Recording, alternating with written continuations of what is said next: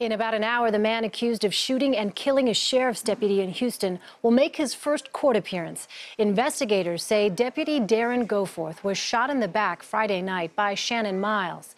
Yesterday, hundreds of people marched to the gas station where the deputy was killed.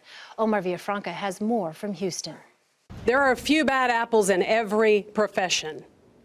That does not mean that there should be open warfare declared on law enforcement. 10-year veteran deputy Darren Goforth was shot execution style while at a gas station Friday night. Police say the attack was unprovoked. To me, a gas station, they're saying that there's an officer down, about 6 to 8 gunshots in the vehicle. The suspect, 30-year-old Shannon Miles, is in custody and charged with capital murder, accused of ambushing Deputy Goforth, then firing several rounds into his back. I have been in law enforcement 45 years. I don't recall another incident this cold-blooded and cowardly. Police closed in on Miles after tracing his red truck to his home. He has a long rap sheet that includes 6 previous arrests, 2 for using force against officers. Our Father, who art in heaven. Hundreds showed up at the gas station over the weekend where Deputy Goforth was killed to pay their respects. It's the uniform. There's people out there that spreading hate about police officers when these police officers are here to protect and serve us. Anger gave way to calls for unity Sunday night, where thousands marched through the streets of Houston showing their support to police officers. The message, all lives matter. We've heard Black lives matter, all lives matter. Well, cops' lives matter too.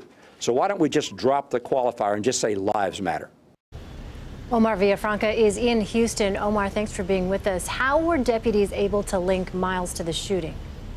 Good morning, Elaine. There was some evidence that was forensic evidence that was left here. They're calling it ballistic evidence. They were able to link the suspect, police with the suspect. But there's also, you can't see behind me, but there are some cameras that are pretty strategically placed around here. They were able to see part of the truck, get the color of the truck, and get a partial plate. And there was also one of the workers heard the gunshots and looked outside. He did talk to officers, couldn't clearly identify him, but was able to give a description to officers and deputies, and that really did help.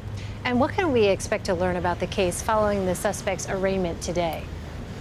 Well, it'll be the first time that we will be able to see the suspect. We're not sure what he's going to say in court, if anything. But we are learning a little bit more about his past. He does have some bumps with the law, resisting arrest several times, and he has been found guilty of that. There's also some trespassing. But we want to, hopefully we'll find out more once we find out who his attorney is. And we'll also see if the deputies were going to release any more information today.